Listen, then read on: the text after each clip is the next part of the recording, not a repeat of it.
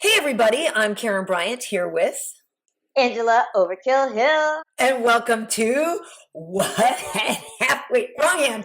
What Had Happened was. Every time. This way, chair. Very nice. Oh So no, listen, it is Sunday night. It is the day yeah. after UFC 261. So we have three title fights to talk about and a couple of unfortunate situations there at fight night with Chris Weidman and stuff. We will get into that. But Angie, people always want to know how your fight camp is going because we're just a couple weeks out from your bout. So how you feeling?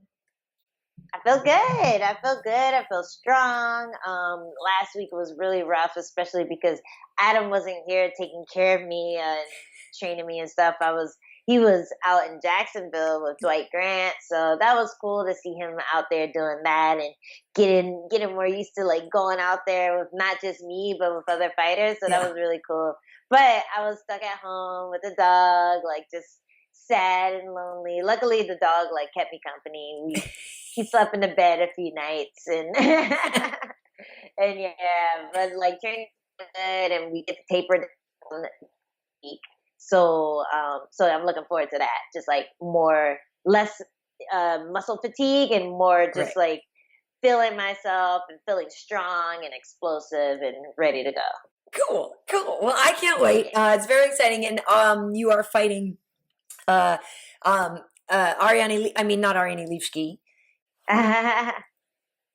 Amanda Hebus. Amanda Hebus. And so she's on the right. It's just going to be really, really good. There's actually, to be honest with you, there's so many great fights for you in your division. And man, you fought a lot of great girls already. So yeah, but we'll see how long all those girls stick around. I feel like I'm in it for the long haul. Like I'm looking up to Holly Holm, Marion Renault, like all these women who have fought past the point where people are like, oh, you can take her out in the back and shoot her. No, we are good to go. We are young. We are bouncy. We are explosive. Like, yeah, I'm excited about the future of Angela Hill's legacy. I love it too. And we may as well just dig in and start with the strawweight fight then at UFC 261 because I remember a few years ago when you and Adam and Rose and Pat came over when we were doing Tough Talk and you came over to hang. Like I've known Rose since before she was in the UFC because I met her as Pat's girl, and as an aspiring fighter and everything. She's such a cool chick. And I'm just so proud of her. And I want everybody to understand that being proud and happy for one girl doesn't mean that you're don't like the other one, right? Because I think Zhang Weili is such an amazing girl and she's such a fantastic athlete and a great champion. And like, it's going to be really cool to see how she bounces back and comes back from this. But I do know Rose better, and it was really exciting to watch her win this fight again. She's the first woman to reclaim a title in the UFC history. And there was just something that was so positive about her story of self-belief and just faith in herself, which I find just very satisfying and rewarding all in all. Whether she had won or lost the fight, just I don't know. There's just a lot about her that I think is really great. Yeah, she's always been one of those champions that you want to see do well because like they're so humble and they're so down to earth and she's not materialistic. She's not she just represents a lot of things that you wish more people were like. So it's really cool to see her do well. It's cool to see her get that one back because I think a lot of people still considered the Andrade fight a fluke when she got dropped on her head.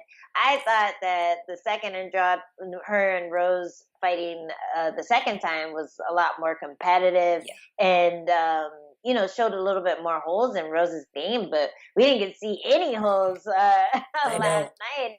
It was just wham bam, and it was really cool and like the emotion between her and Pat, seeing her emotion winning, like who gets to go through that twice, in a lifetime? Like that's insane. So definitely happy for her, but I'd be lying if I said I wasn't a little jealous, like there's always like that jealousy when you're looking at strawweights doing big shit and doing cool things. I'm just like, I want to be that. I want to do that. Right. So it lights a fire under everyone's ass, like whenever there's an and new in the division, everyone is just like, they're chomping at the bit. They're like, wow, they just got that big upset. Wow, they just really showed out. That could be me. So I'm expecting the strawweights to like just really start putting on shows now that there's like even more disruption in the waters. And yeah, it's an exciting weight class. I'm excited. I'm hyped. It is an exciting weight class, and arguably the most exciting weight class for the women, because otherwise we have very dominant champions, you know, at 35, 45, and 25 right now. And so in the strawweight division right now, yeah, there are more kind of opportunities for, I feel like there's a lot more of you women that are equally matched, right? I feel like there's a lot more competitive fights in your division. Yeah, for sure. I definitely think like anyone in the top 5 could be champion within a year, within 2 years. Anyone within the top 10 even, Yeah. and everyone's just clamoring for a fight. And you also see a lot of the newcomers too, like showing out, like Ariane Carnelossi, yeah. Carnelossi, I should know. I watched tape on her. Like her fight with the girl who she fought, who I didn't know, but that was an insane fight. Like the first 15 seconds was like, what is happening with the crowd and everything? It was insane. So exciting with a lot of like crazy prospects, a lot of people with knockout power. Like when does that happen in the strawweight division? So yeah, it's fun, man. I will say I was partly not disappointed isn't the right word, right? Because when you see a fight like that and when you see a head kick knockout, it's incredible. I did do an after the facts video with the information on how many head kicks knockouts we've had. My cards were over there. I forget. There haven't been that many head kick knockouts in title fights, but just in general in the UFC. But so that's always exciting. But I will say I'm lying if there isn't a part of me that was really curious to see Zhang Weili after a year away, because it was an incredible fight with Joanna, and I want to know what she's been working on because I watch her Instagram pretty religiously, and I see all the stuff that she's doing. I know people who work in the I do. I creep on it. I know people who work at the PI. My buddy Richie Walsh is over there, and Dean is over there in Shanghai, and so I've been just really curious to see what she's been working on and to see who she is now. And so when a fight ends that quickly, you know, there is still a part of you that's like, oh, well, that was cool, but like, I kind of wanted to see a round and a half or 2 rounds or something. Yeah, I get that. And that's why Joanna got the immediate rematch, you know, because that same thing happened. You had a round, you had like maybe a couple minutes go by, and then like things got hairy and everyone was saying, hey, it was a fluke. So yeah, I wouldn't be against a rematch. But the thing is, like, those girls don't fight that often, you know, like Rose and Weili, they don't fight that often. So I feel like the chances of getting them both together for a rematch, we might be waiting a long time to see them fight and then get a contender immediately after. So I don't know. I think the is like, no, get someone else. We need a new face in there. Keep the trade coming. You know, like make Weili go back and fight someone like me and work her way back up. And I feel like that's how a lot of the strawweights will feel. But it is unfortunate that Weili lost it so quick. And I think that's probably the fight they're gonna make is just the immediate rematch. Yeah, it'll be interesting. And I will say part of it may be because of COVID, the length of time. Obviously, I think that's a special case, and the fact that Zhang Weili is based in China just added to that. And I know, Rose had some injuries and things too, but yes, you're right. Neither of them has been overly active, and so yes, hopefully, with COVID, sort of, maybe not being as bad. I mean, I know in India, it's gone now. Bless their hearts. I hope they're okay, but no. Hopefully she fights more frequently, and I'm not okay. I think yes, there are so many competitive fights that I think it's okay if we didn't do an immediate rematch. If we did, I understand it, but if we didn't, I understand too that there are a lot of cool matchups. The only thing that's interesting about that too, though, is for Rose, a lot of those are going to be rematches. But there are like people creeping up in the top 5. That she hasn't fought yet. Like, I'm sure everyone wants to see her fight Dern. Everyone wants to see that fight. Even though I think she's going to drop her clean. everyone wants to see that fight, and you never know what's gonna happen. Like Dern can be the underdog however many times, and she always manages to grab onto something. She get dropped, she'll grab onto a leg and just figure out how to twist it off. Yeah. And that's an interesting fight to make. So yeah, we'll have to see what happens. We'll have to see which contenders look the most impressive out of the top 10. Like frankly, like aren't that. Where's Michelle at? What are y'all hoes doing? There aren't that many fighting right now. A lot of them are out for whatever reason, injury, or just can't get a proper camp going. So I feel like you're gonna see a lot of change coming in the next year with like the more active strawweights and just people who are making a big splash when they come out and fight. Mm-hmm.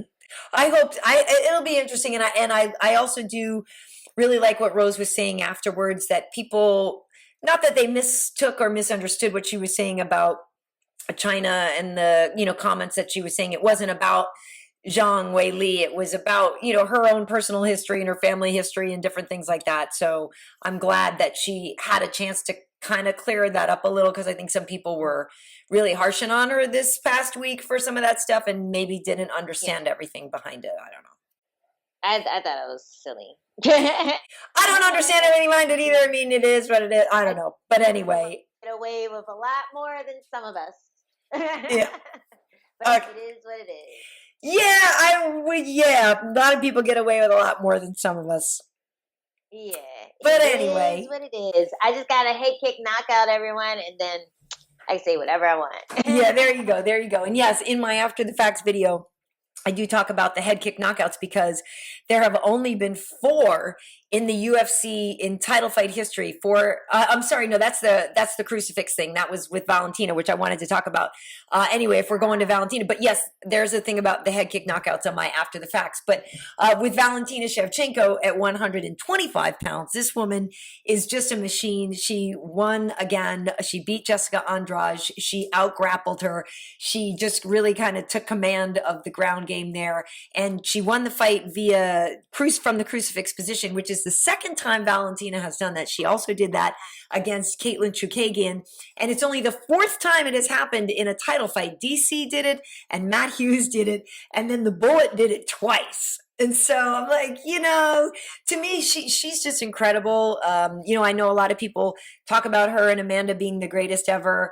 I think Valentina is just so exemplary, and she really just embodies what a martial artist is and should be, kind of in every way, shape, and form. I think she's such a great role model for young women, for athletes, for martial artists everywhere. She's just phenomenal, and I stand. Yeah, she's cool. She's it's really impressive how much she improves per fight. Yeah. And you can't, it's almost like you don't know if she's improving or if she's just not getting a chance to show how good she is. Mm-hmm. But every fight she looks more dominant. And it's insane. Like you get these, every night she'll get a contender that everyone's like, oh yeah, we know exactly what's going to happen. Right. But with Andrade, because she had this big knockout over Caitlin, like people are excited about that. People are like, oh, Andrade can like put her on her heels. Andrade can back her up. She can make the fight ugly. And a lot of times when you have someone who's so good, making the fight ugly is the only way they have a chance against them. Like just throwing the rhythm off and like making it a dog fight and just letting weird stuff happen and hopefully ending up on top. There was none of that.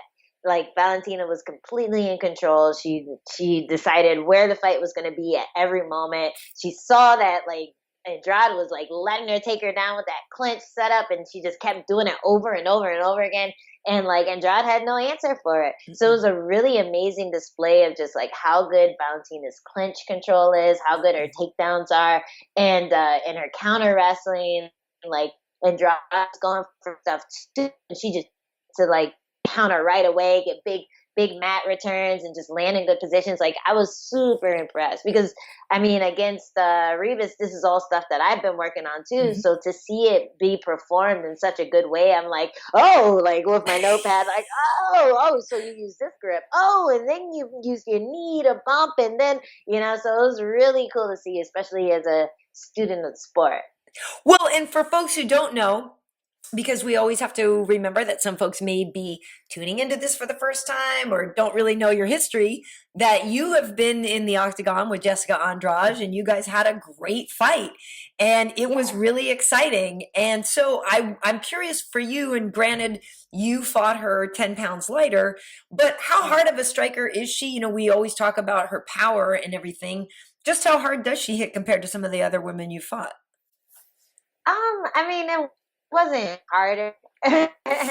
Like, I think with me, I moved my head a lot, so I didn't take too much damage in that fight. If anything, the thing that surprised me the most was her volume. Like, she was just able to go rah rah rah rah rah and just really like control the pace of the fight. Really be able to back me up, and I was really just I had to resort to just throwing counters because I didn't expect that volume. I didn't train for it. I thought we would like kind of stand in front of each other a little bit more, so it was like a lot to adjust to. And then like, you know, a lot of the fight was just both of us throwing, you know, at the same time, and and like I had my back to the cage, but I'm still like throwing, and I dropped her at some point, You did. But it definitely, like, her power wasn't something that I remember about the fight. Like I'm trying to think who hit hard since I've been fighting. Like, I think the worst thing I felt was a calf kick from Nina Ansaroff. She has big meaty ankles, so so her calf kicks actually kind of like fucked me up a bit. Like, I was like limping the next day. But aside from that, I've never felt like crazy power, but I think it's because like I move my head, I dip, I'll roll with the punch. Like, if it connects, I'll like turn with it and stuff. So yeah, I didn't get too messed up. But like, that girl can hit hard. Like, you can tell. Like, what she did to Rose's face, what she did to Caitlin's ribs. You know, like she can hit hard. So yeah, I think I just was able to get out of the way of the bullet. I was dodging on like Matrix. Well, I do love Valentina. I love her dance afterwards, but I also love that she just fully owned it. Like, yeah, you guys all think I can't grapple and you all think I can't do this and that. I don't have a weakness. And, you know, sometimes when people say stuff like that, you're like, look at that cocky SOB. But with her, I was like, yeah, spitting facts. Well, so who beats her? Because, you know, Lauren Murphy might be next. You know, Joanne Calderwood and Lauren are supposed to fight, and you know, both of those women are very talented, but I'm sorry, I just see Valentina so much further along than both of them. Yeah. Man, like it's hard to tell. Like, I unfortunately, I'm a big fan of just feeding people to the dominant champion until I mean, anything can happen. That's the thing with our sport. Anything can happen, and I'm not saying they're not qualified, because they can kick my ass, that's for damn sure, and they can win. I'm just saying, you really, every single time Valentina fights, you're like, how the heck do we beat her? Dude, like it's just one of those things where you just keep waiting for a contender to show up, and a lot of times it'll come out of nowhere. Like, for a while, people were thinking Ketlin, like, destroy Amanda Nunes, you know, or not Caitlin. Yeah, Caitlin. And then she got beat by Irene, and then she got beat by Holly. So it was like, you know, every now and then a contender emerges, like this dark horse just like starts beating everyone. And you're like, oh, maybe this is going to be the person that finally, like, and that's what happened with Chris Weidman. Weidman. It's been a while, guys. That's what happened with Chris Weidman when he fought Silva. No one gave him a chance when he fought Silva, and then that thing happened, and then even in the second fight, he outclassed them in the striking. So that's kind of what you do. You just keep allowing the contenders to fight their way to the top, give them the title fight when it seems appropriate. Like, when you can build a case, you can build a good like media package for it. And then one day, some might get her. I think Tina has a good chance of retiring with the belt, like Khabib did. So yeah, we'll see. Yeah, I think she has a really good chance of just stopping undefeated, you know, in UFC, and just Yeah, I'm sorry. Her whole life has been dedicated to this. Like, that's all she's about. It's her sole purpose in life. I find that hard to beat, somebody with no distractions, you know? How about this? Valentina and her sister have a falling out. And then we have Shevchenko versus Shevchenko No. for the title. No, we're not going to do that. We're not going to do that, Antonina. No, she's not going to fight her. But I will. It's mayhem. I will say this though too. I feel like I go back and forth on this. Partly, I would like to see Valentina fight Amanda just because, yeah, you're like, wow, these are the two best women on the planet, but at the same time, there's a big part of me that's like, no, I don't want to see it because I don't want to see either of them lose. And I worked the other two fights and they were close and they were so competitive. And there's a real part of me that actually would prefer to keep two queens intact in their own divisions or whatever, instead of having them fight each other and quote unquote like cancel one or the other out. And even though, like, where would they meet? What weight? I guess it would be 35, because it's not like, Mandy can go down any further than 35. And so I want to see it for the greatness of the display of martial arts, but I really actually am totally okay if we never see them fight again. I know I might be in the minority there, but I'm totally okay if they don't.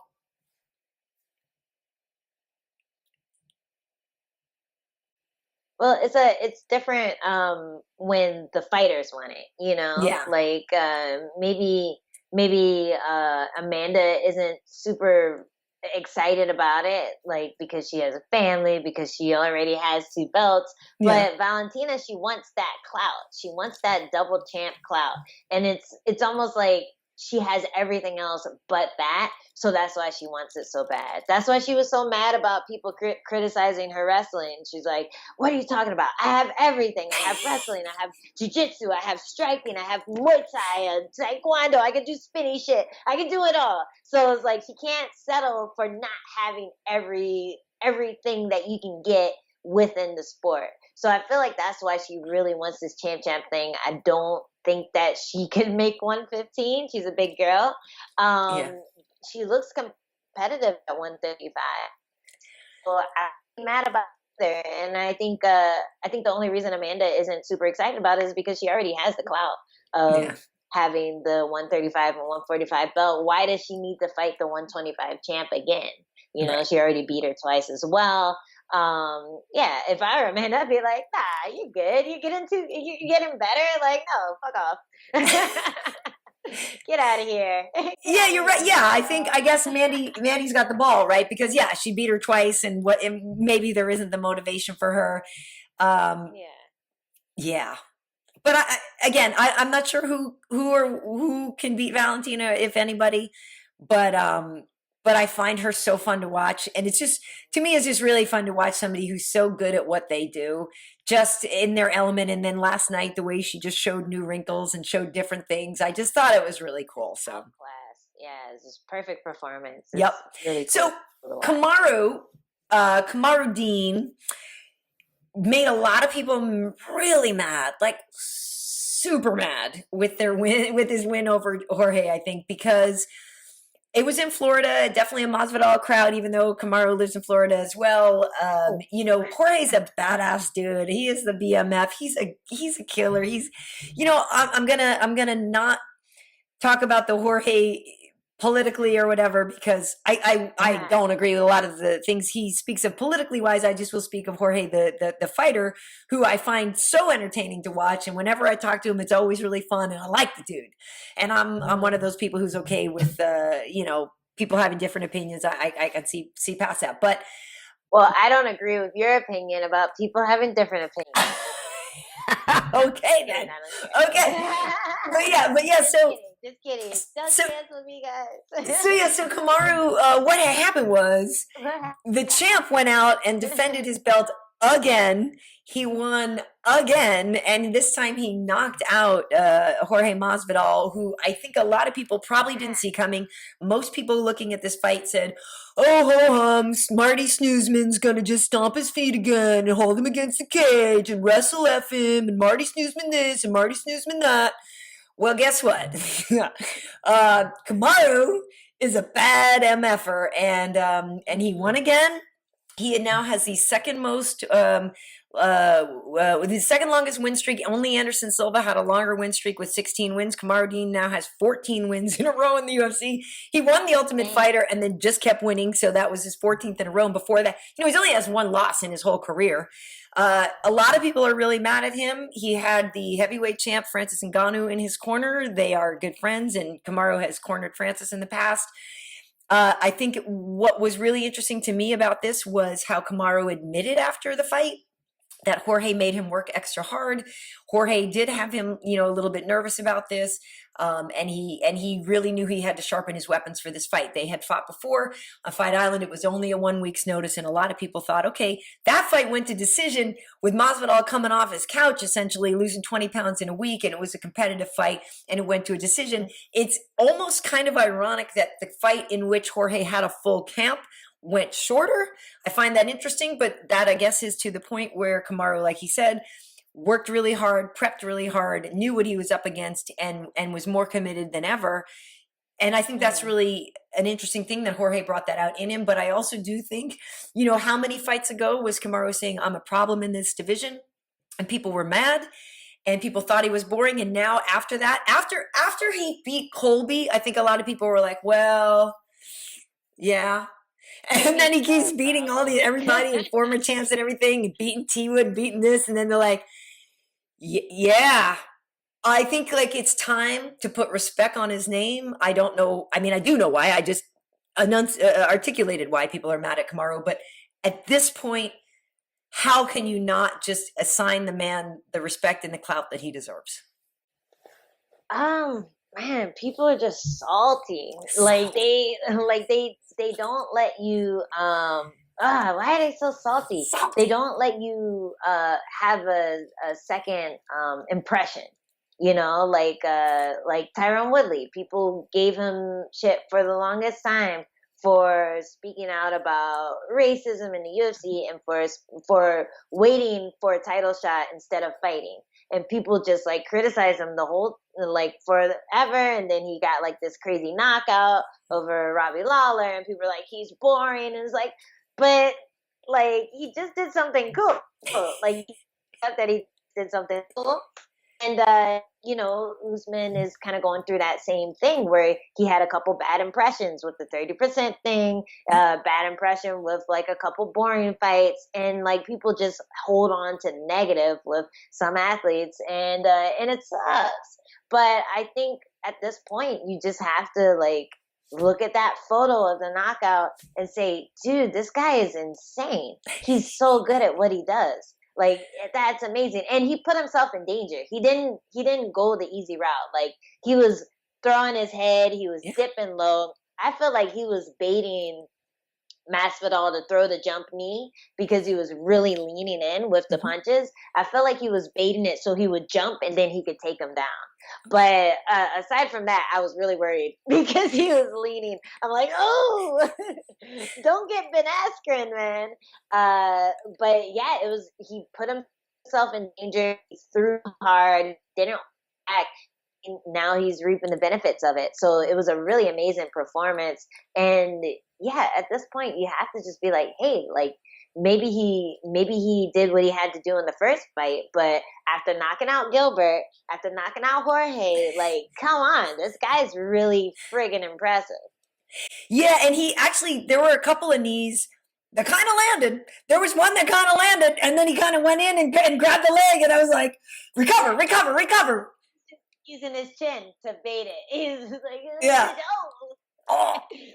Yeah, and it's funny because, I work with Kamaru a lot over at the desk and stuff, and I know the dude, and so it's funny to me how to see it, and basically with a lot of you fighters, like the perception or the way people think of you versus the real story is a whole other thing, you know.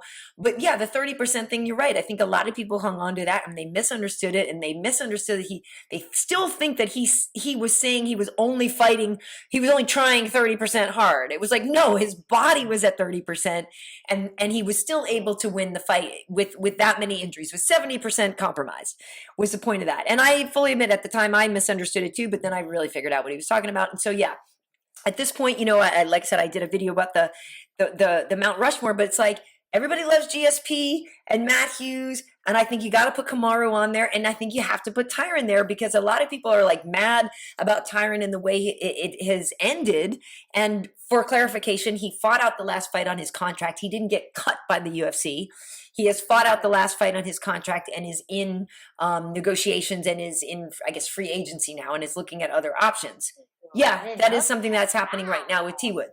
So he wasn't cut. It was the last fight. But again, when you look at the people that he has beaten, how do you not respect that? Oh man, I just lost you right there. What was I'm the saying last thing with you the said? people that Tyron has beaten, when he's beaten your, you know, your Condits, and he's beaten, you know, Wonder Boy, and he knocked out, well, he beat Till, and he beat all, you know, he beat like all these guys. And then, Yeah. but again, like you said, people are just kind of mad and salty about certain things, and so they're reluctant, I think, to recognize what happened in the octagon because they don't like what happened outside of it. Yeah, yeah, definitely. It's yeah, it really is a frustrating thing, but I feel like once a fighter retires, then their legacy lives on, aside from the public opinion. Like if you look at how people perceived Ali, people were against him. Like public opinion was negative for Ali because he was against like drafting, he was against all these uh that American culture was like, hey, what are you doing? Like he was like pro civil rights and everything, Yeah. and people thought that was disrespectful. People thought that he was too arrogant. But now we look at him and we uplift him. We celebrate all the things that he's done. So I feel like that's gonna happen with a lot of our older champs, like, or a lot of our newer champs that are kind of in that transition stage where when they're on their way out, but they've done a lot of good things, but never really got the respect that they deserve. I feel like in the future, people will look back on them and be like, hey, he was actually like really good at what he did. And they'll show highlights and they'll show old fights, and people won't even remember why they didn't like him. They'll just remember, oh, that was cool. So I'm hoping that happens with Woodley because he totally deserves it. He fought an amazing career, did a lot of great in there. People expect him to be able to do, and yeah, I hope that he can move on to better things after this, and I'm sure he will. But yeah, it is always disappointing because you almost feel like, why is it? What's worth it? Why is it worth it if the fans aren't behind you and you're doing all these amazing things that no one else can do? Then what's the point of it all? And yeah, I hope that the tide changes with Kamaru, because he is like really cool to watch. Like again, as a student of the sport, I love the way that he mixes everything together. He can stand orthodox southpaw. He goes for takedowns. He can stand and strike. His striking gets better every time he fights, and he's perfect in the octagon. Like it's an amazing thing to witness. So I'm definitely on board. And I think the same thing happened with Silva too. A lot of times people were waiting for him to beat him. I think the only time people weren't excited for Silva to win, for Silva to lose, was when he fought Chael Sonnen, because he was so disrespectful. But everyone else, I felt like people were like, Silva again? Like, you're going to knock him out again? Like, let's go underdog. So I feel like once you get to that top level and you're beating everyone, people do kind of want to see you lose. And they do want the underdog to win or the contender to win, because that guy is so perfect, because they're like so good at what they do. They want to see it get mixed up. So I don't know. Fans are fickle. Fuck them. Yeah, F them. And it's funny because I don't know if they feel the same way about Valentina, you know what I mean, as they would feel about a Kamaru, and I wonder what the difference is there. Mm-hmm. I don't know. I'll have to think about that. Don't know. But The gun in the pocket. Like, so me or I will kill you. so did Dana say though that that Colby might be next again for Kamaru? Oh, interesting. I mean, so who else is there? Who else is there? Who can we go down the list with? Well, wait, because I have to let me look at the rankings. Because wait, I forget where like Wonder Boy is. Well, because like Vicente Luque is on the climb because obviously Vicente just beat T Wood, so Vicente Luque could be the guy. And the thing that's crazy is they were both Black Zillions, and so that would kind of suck. Because they do have some history together, and obviously they don't have they're not training together anymore because of he's out, Kamaru is out with Trevor and those guys, but that is something that I suppose could happen. Yeah, That'd be a hot fight, I guess. It really exciting. Like Vicente Luque is so underrated. Yeah, I think like I might put money on him. No, he's amazing. All right, so here's the rankings right now. Kamaru is a champ, obviously. Number one, they have Colby. Huge underdog. Okay, yeah, so it's number one is Colby, number two is Gilbert, number three is Leon. So Leon's the dude that's also been yapping, and I think he makes a good case. And unfortunately, the fight with Bilal, was stopped because of the eye poke. But I actually personally, because then Jorge's number 4 and Wonder Boy is number 5 and Vicente is number 6 right now. So actually, I would say Edwards or Vicente, because the other ones, although he hasn't fought Wonder Boy, he hasn't fought Wonder Boy. Because I was going to say otherwise, there's rematches and stuff in there, and I would like to probably see some new blood. So I suppose Kamaru Wonder Boy would be one thing, and I mean, people would love to see Wonder Boy back in it. He's a lovely guy. He really is a great guy. He really is a sweetheart of a guy, and he's a hell of a fighter too. So I'm not mad if it's Wonder Boy, but there's a part of me that actually stylistically just would love to see a firefight. Now that we know Kamaru can knock people out too, I kind of would be curious to see what would happen with Vicente. Yeah, I like the Vicente fight a lot. Like he's just so good. He's so good. He's so technical, and the things that he hurts people with are just basics.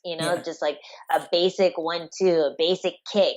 Like he's just so good and so strong. And I feel like there's certain fighters who just have that touch, like that death touch. Yeah, and they can throw a jab, and people just crumble under the jab because their forearms, I feel like, are just made of steel, and they're able to just lock their body right at the right moment, and they don't need to do any fancy stuff, any crazy footwork. Like they just are amazing at that.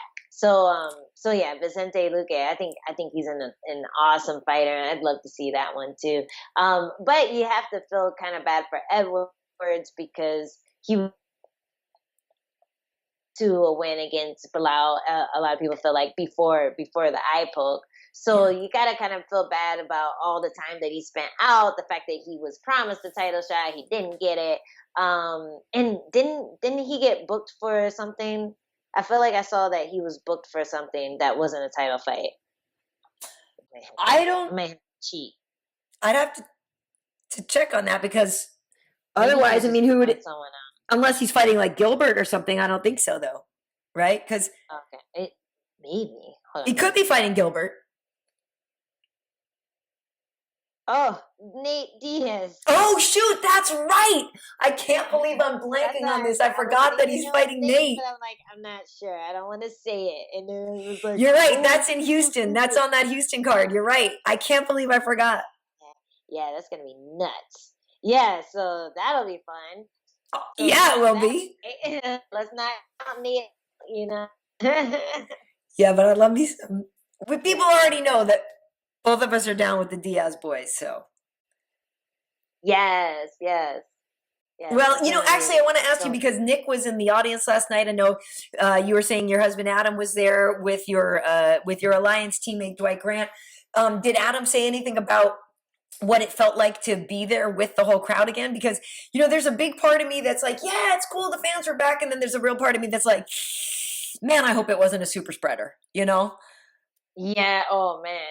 Yeah. Definitely hope it wasn't a super spreader. I thought you were gonna talk about the booze. That's how like fighter minded. I'm like, yeah. I felt bad when they booed Whaley. Um, but yeah. I hope it's not a super spreader. But I feel like I would blame Florida more than the UFC. Oh, for sure. Yeah, no, it's just the people who showed Yeah. up. Like I know because I know how hard the protocols are. I know how diligent, you know what I mean, the all the protocols are for us at work. But yeah, I just fear that many people Yeah. recklessly drunk and doing whatever.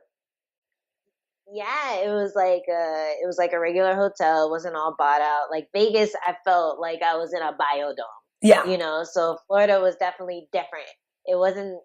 They couldn't do the same like precautions. It wasn't necessary really. Like right. you're there, you're being safe. You try to practice social distancing yourself, keep a mask on, whatever. But the atmosphere of Florida right now is like you walk into a business with a mask on, everyone's like, "What? You sick?"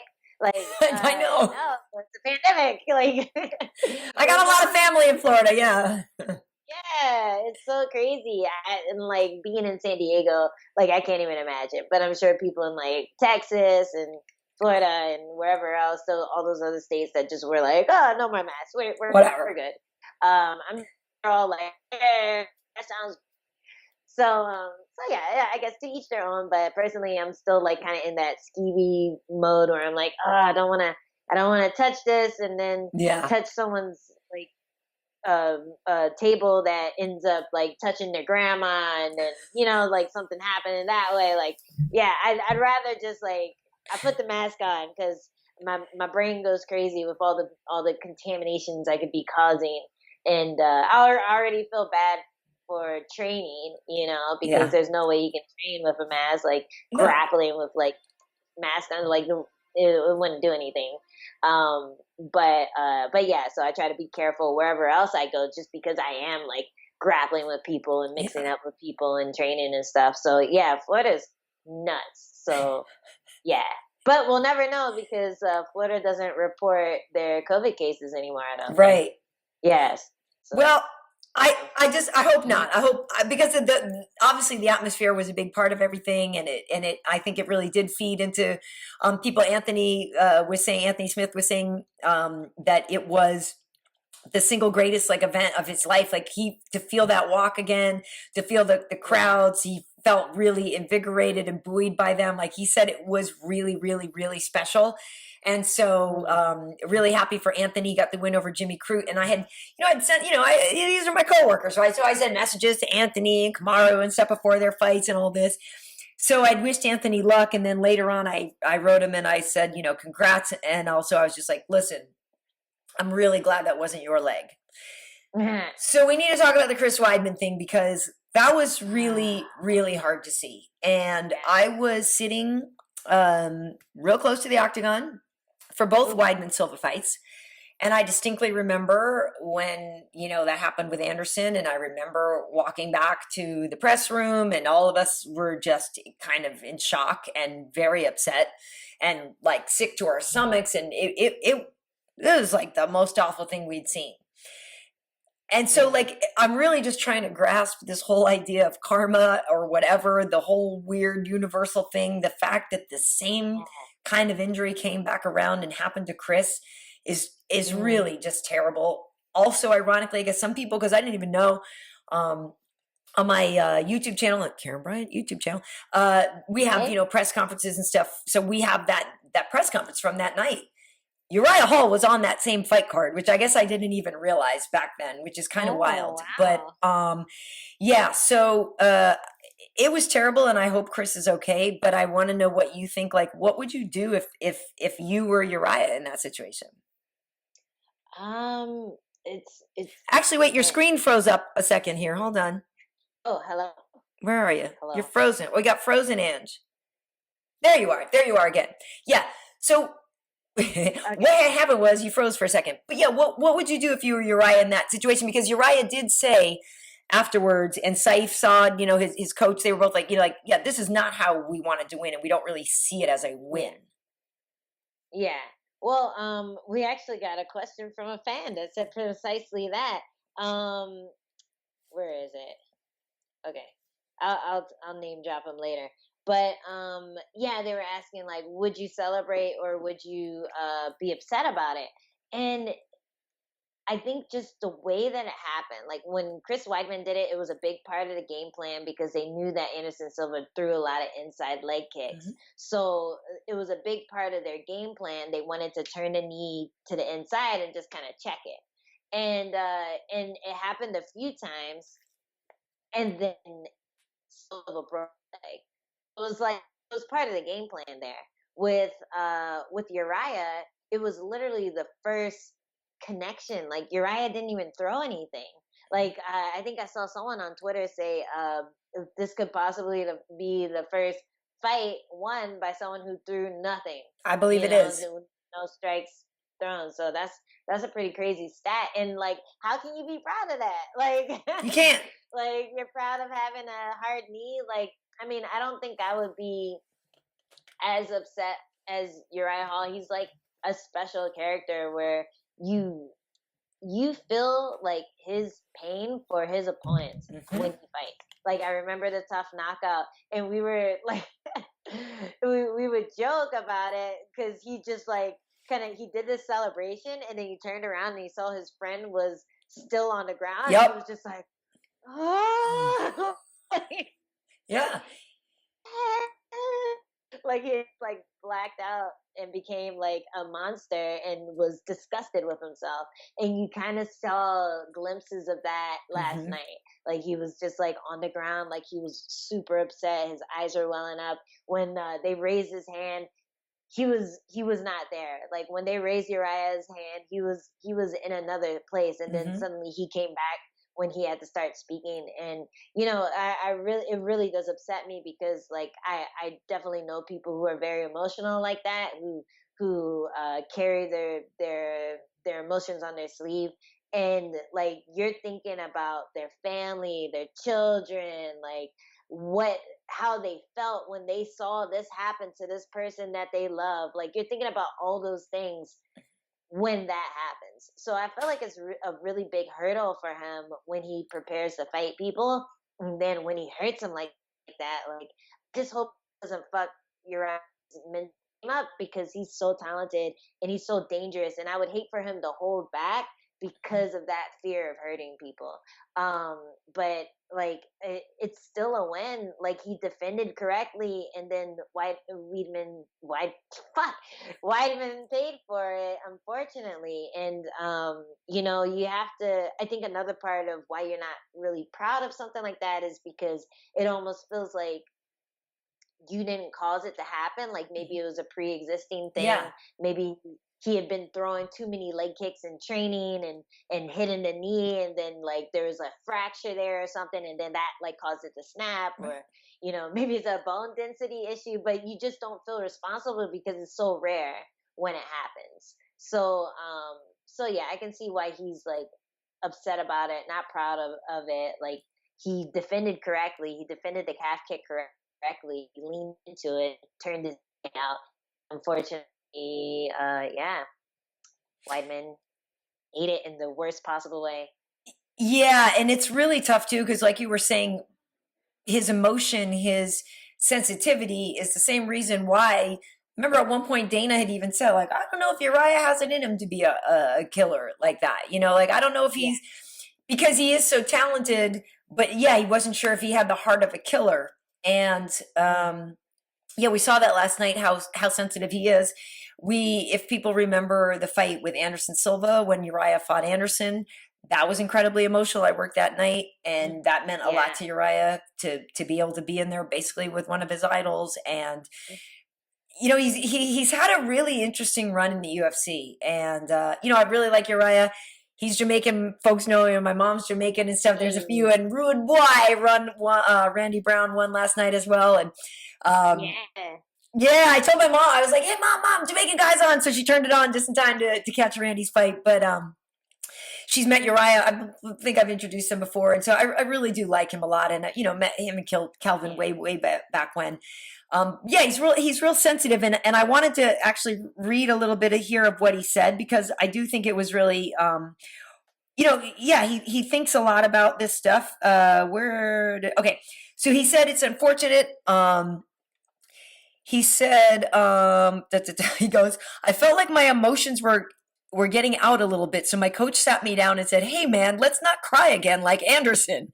Just relax, take it in. It happened. There's nothing you can do. It's just a weird environment at that moment because you're prepared so much for it, and your mindset is somewhere else. So with that outcome, it sucked. And he says, it was very important coming into the fight because he was the first guy to beat me. He says, I got the win on paper, but I'm just trying to become champ. We got to play the game. I'm ranked number 9 now. I don't know where I go after this. He does want to get to Izzy. And he was talking about how anxious he was backstage. He says, backstage, I couldn't even breathe for some reason. I'm in shape. I trained for months, but to get over those jitters now, you realize you can take it in. It's good. But at the same time, as a true martial artist, I know I really didn't win. Aww. He won though, man. Like you won. Like you put two hard legs against each other, and one was harder than the other. Like I mean, he won it from years of kicking the bag. He won it from years of checking kicks. Building that bone density just from checking it in the proper way, learning the angle of where to turn it so that you make the person pay for throwing the calf kick. I hate that a fighter will beat themselves up for an unfortunate injury like that. Because there is reason happen. Like if you didn't check the kick, he would have kicked you in the calf, and then you would have dead leg. And Weidman would be able to use that. Yeah, you're right. Fight instead of his leg breaking. So it frustrates me that he's so upset about the win. I feel like he should just let all the stuff that he worked on roll over into the next camp, because I'm sure he had a bunch of cool stuff that he was planning on doing that he didn't get to do, and that's probably where the frustration is coming from.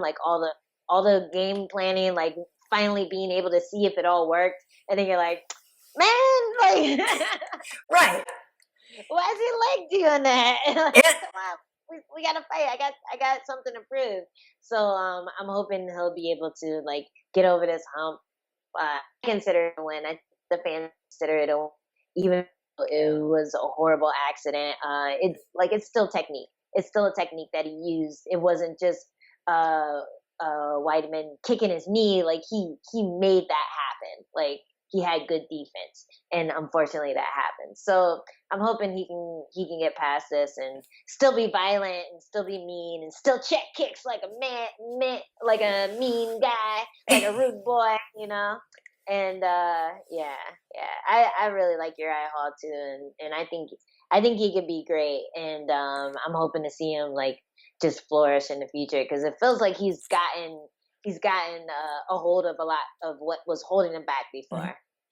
Agreed. I think he found the right team. I think he found the right coach. Saif talks about him. They talk about him as a leader and finding his groove. And I know that's really what it is. I feel like Uriah has just been one of those guys who he's not like other fighters. And he is a little bit different, maybe mentally, maybe emotionally, and just needed to find that right person to where it clicked. And I think that now that he has found that right coach for him, the sky's the limit. And it is interesting to me that before After Tough and different fights that he's had, and people kind of thought, oh, he's never really going to pan out to be anything. Maybe he was just a little bit of a later bloomer, maybe this or maybe that, maybe, whatever, but he's very, very, very good. And people, I think, should definitely not write him off. So I'm happy for him, but at the same time, it sucks. And I really hope Chris is okay. And honestly, I actually thought too about not just Chris, before we wrap up here, but not just Chris, but I thought actually about Wonder Boy as well, because Chris had, moved down and they were training together, and they are family. They're related via marriage. And I was explaining it to somebody last night. I was texting with somebody. I was like, the thing that really bummed me out about that with Chris is that he was kind of reinventing himself too, right? And trying some new things. And I was really curious to see what those new wrinkles might be, and just to, there's just a lot of unanswered questions now with that. And then with Chris, it's like, okay, so will he come back from that? I know Anderson did, and Anderson was never really the same, but then also he was older, and Chris isn't isn't a child either. And will he come back from this? Can he come back from this?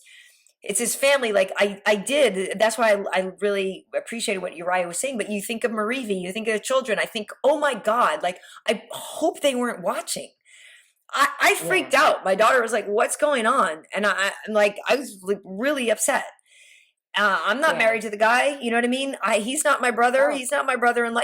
So to me, that got really that just really brings it all home. And as much as, I love you, girl. Like when I watch you fight, I get nervous. Like I'm watching Kamaru, I'm watching Anthony, I'm watching, and it sucks. Like, but I really don't know what that must feel like for them to watch that happen in real time, the horror of that. And man, I just hope he's all right. Yeah, I think same. And like it was so hard to watch, and that's why you think of their family, because if it's hard for us strangers to watch, then imagine how they're like. I feel like if I knew him personally, like I'd throw up. Like I was having a panic attack just because Dwight was fighting, right? And he's a good friend of ours, and Adam was cornering, and I'm scared for Adam because I know if it goes wrong, then he's gonna be upset, and I'm just like having like little panic attacks for them, and like I'm not this nervous for my fight. It's like, what's wrong with me? So to imagine like that being the first exchange, and I can't even imagine. I can't even imagine. And I'm so happy that I'm not married to a fighter because yes. And I feel horrible for Adam, but I'm really happy that I'm not married to a fighter because I'm not yet. Like, it's so much. It sucks. It sucks being even friends with you guys. I will say that. But yes, being married to one would be even harder. Don't want to watch. All right. Well, you froze up again, but we need you to come back to life here because we got to wrap up. Hopefully your screen will come back. I want to let folks know where they can find us. So the show does air. You're still frozen. I hope you come back. We are also on Spotify and iHeartRadio and Apple Podcasts. We put this out on Angela's IGTV. You should look for Angie Overkill on Instagram. It is on my YouTube channel, YouTube.com/Karyn Bryant. Although the other day it was acting kind of weird. The name brand YouTube channel was a little funky. So I do want people to know that just kind of look for what had happened was you're still frozen. Really? Still? Yes. Wait. Come back to life. Your screen is still frozen on mine. There you are. Okay. So yeah, people will just hear me talking at this part of the video.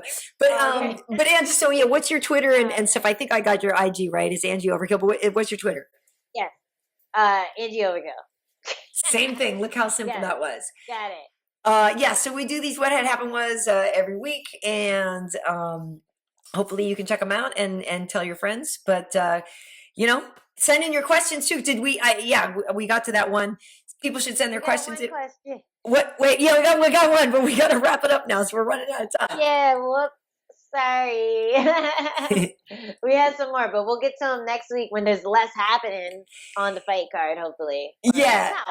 But, most likely. It's just that what had happened was last night, a lot of stuff happened is all. Yeah, a lot of stuff happened. Yeah. A lot of stuff happened. A midweek thing where we answer questions or something. Exactly. All right. Well, folks, thanks so much for tuning in. Again, we are on Angie's IGTV, my YouTube, Spotify, Apple Podcasts, and iHeartRadio.